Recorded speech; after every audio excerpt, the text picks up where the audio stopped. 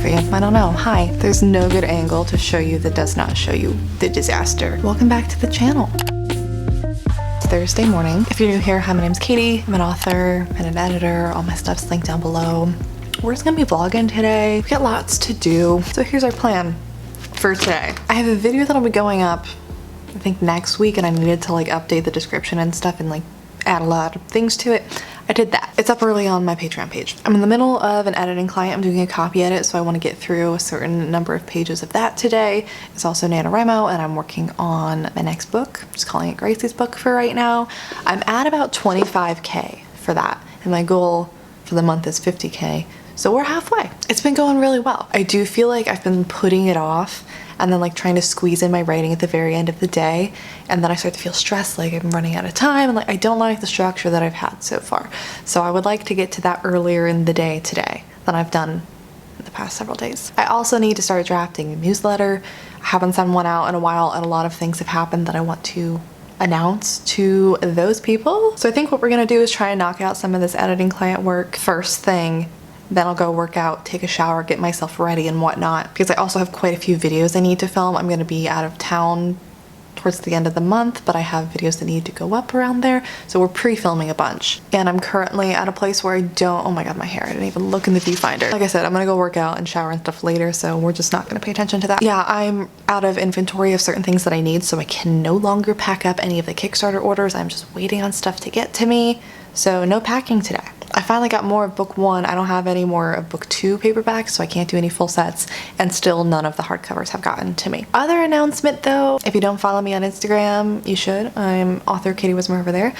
But a while ago I kind of teased about some special editions of the Marionettes series coming with a book subscription box. They finally announced it. I am their winter box. The waitlist goes up later this month. There's a limited number of copies, so if you think you might want to get them, get on their waitlist. I'll have the post linked down below. The company is Luna and Lore. They haven't revealed like what the new covers are gonna look like yet, but they will. So the subscription box will include a hardcover special edition of the Marionettes, hardcover special edition of Wicked Souls, a not safe for work print, an exclusive bookmark, and enamel pin. And the special edition features, they're getting illustrated dust jackets with foil elements with a brand new cover design. The hardcover beneath the dust jacket is also going to have a design with foil elements.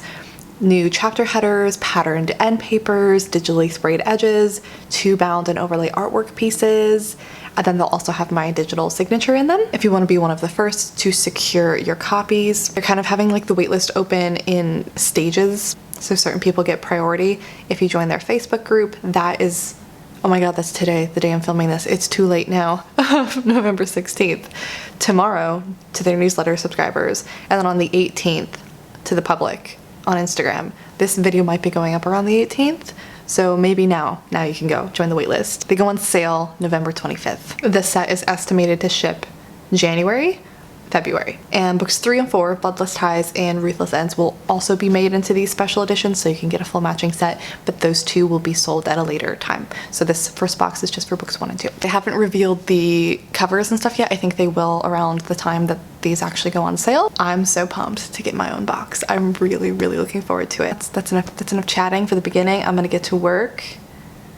We'll talk later. Also, a big thank you to Dossier for sponsoring today's vlog. Dossier is a fragrance company that I've worked with for a couple of years now. I pick one of their perfumes to associate with each of the books that I'm working on. My current scent of theirs is their Powdery Peach. They sell fragrances that are inspired by luxury scents that you can get at a much more affordable cost. Theirs range from $30 to $40. And in particular, this is the best time of year, I think, to try them. They're having their best sales of the year for Black Friday. All month long, you can get up to 55% off their fragrances, their candles, everything. They are 100% my go-to for perfume, and I'm really picky with my perfume, so if you're like me and you're sensitive to fragrance, I think they're a really great option. I usually get headaches with perfumes and I can't wear them, but I've never had that problem with theirs. They're clean, cruelty-free, vegan, and if you go onto their site, it will let you know which scent each of their perfumes was inspired by if there's a specific one that you're looking for. So make sure to check them out before the Black Friday sale ends. If that's something you're interested in, I'll have them linked down below, and let's just get back into the rest of the vlog.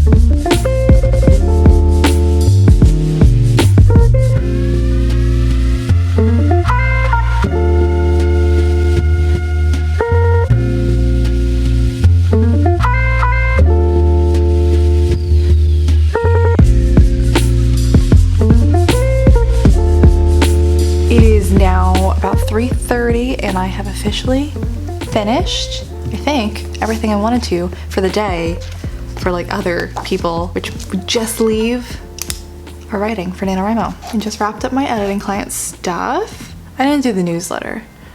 It's not important that I do it today.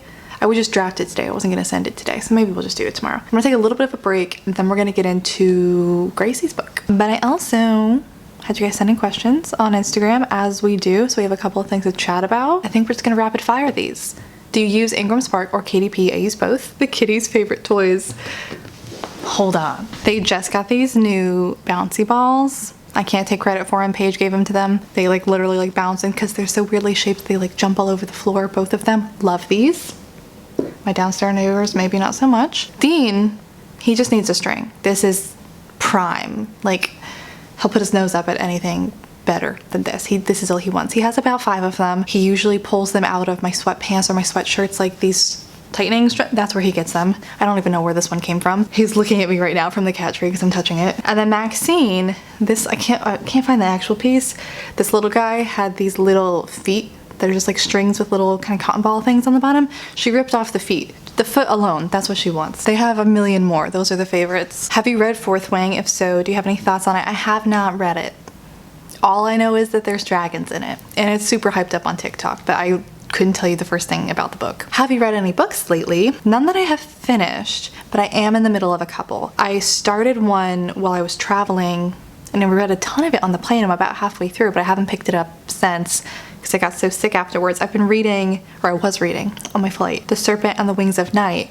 And I don't know if it's just because I was like trapped on the plane with nothing else to do, but I was really into it. So I would love to get back to that. I'm about 44% through that one. I also started Ruthless by Elsie Silver. These are like small town cowboy kind of romances. This is the 4th book in the series. They're like connected standalones, and I don't know why I keep coming back and reading these. They're really, really popular. I don't particularly like love them. They're fine. I think they're just really easy to read. So they're not favorites of mine, but I've clearly read all of the books in the series. They're just like really fast and easy to get into. I've also been reading on and off Court of the Vampire Queen by Katie Roberts. I started this one months ago, and it's like split into different parts. I got through the first part of the book, and then I just got kind of bored, and I forgot I was even reading it. I picked it up again for the first time the other day. I'm gonna try to finish it. I love spice as much as the next person. I didn't realize this book was like all spice, no plot, which to me isn't exciting. It's kind of boring, actually. I don't know, maybe it picks up from where I am, but right now I'm not super enthralled. What are your biggest things you are excited for? Goals, stories, trips, etc. Things coming up that I'm most excited about. The trip for the end of November, I'm gonna go see my parents and spend my birthday with them, which I'm really looking forward to.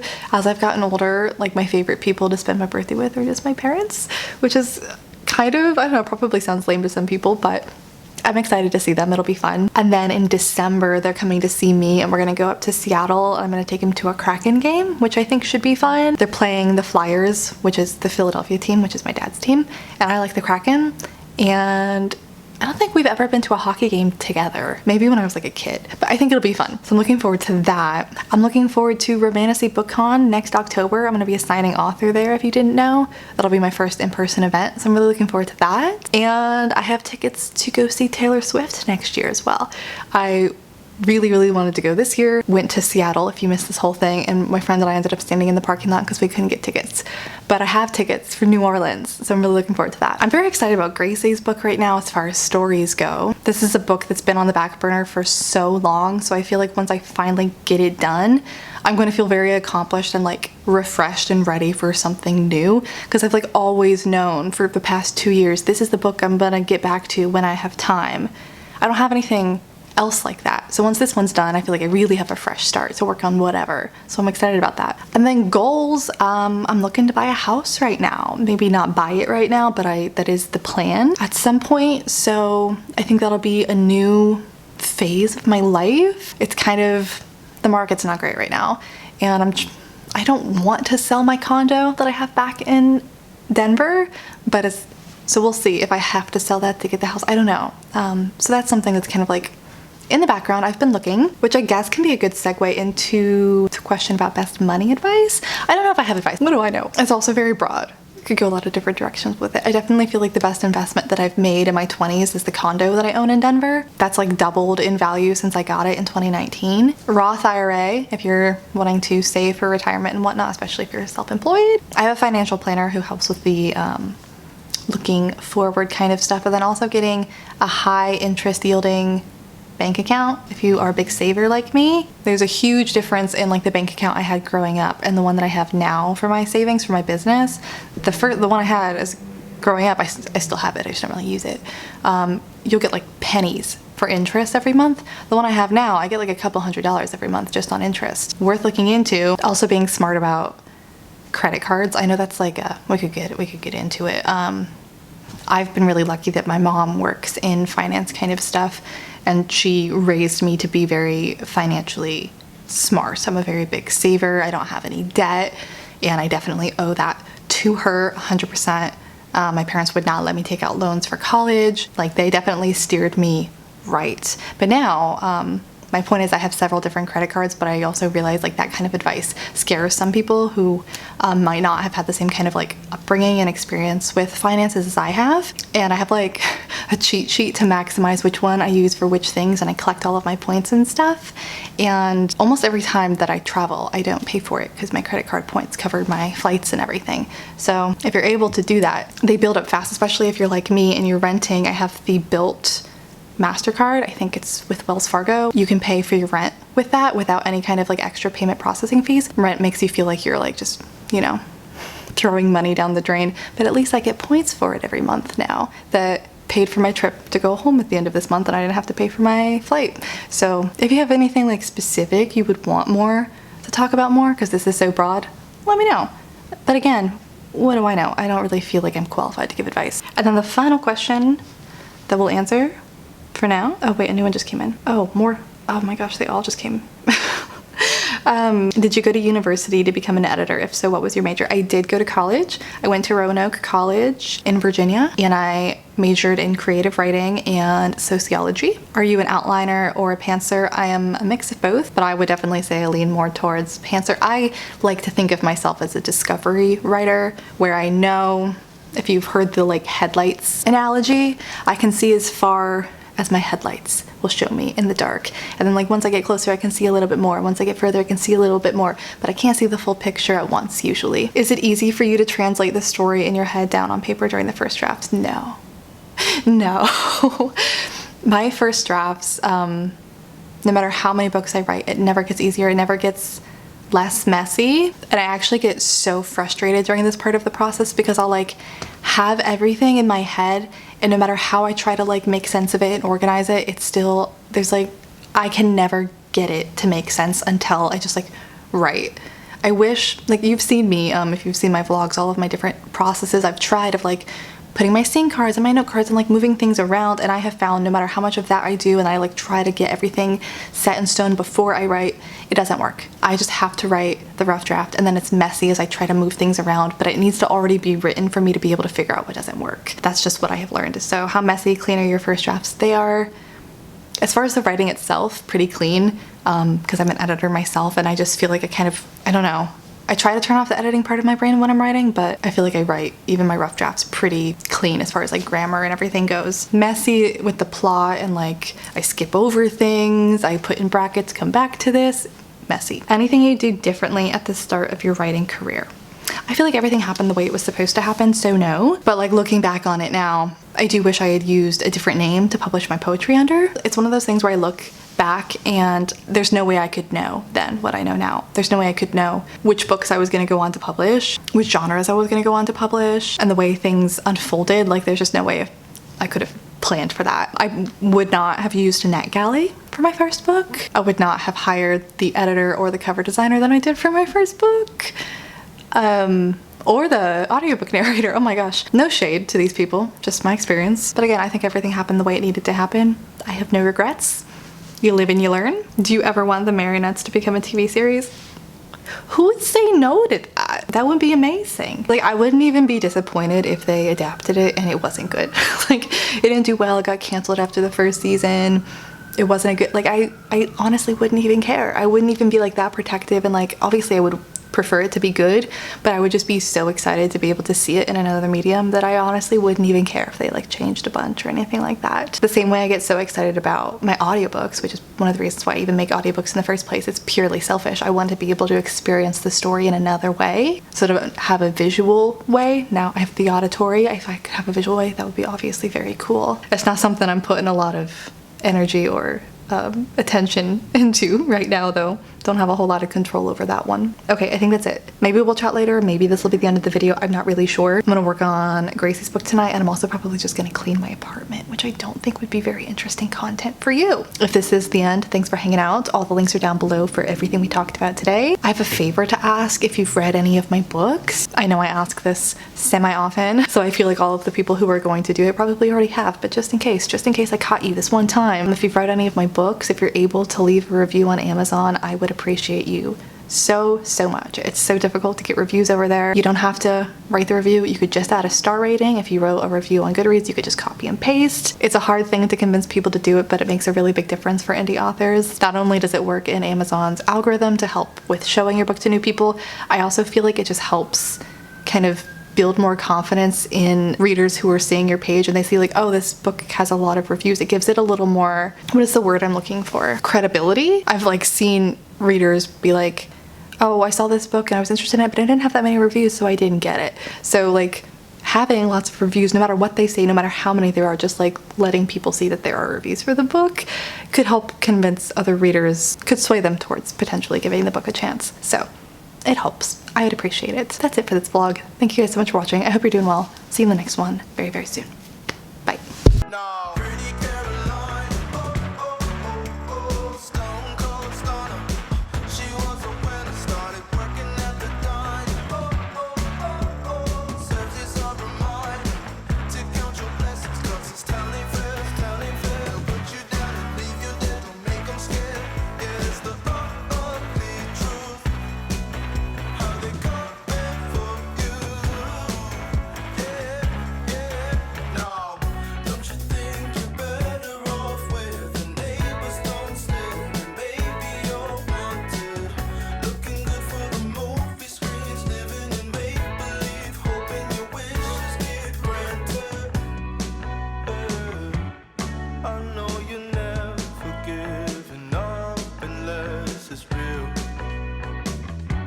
Slippery slope.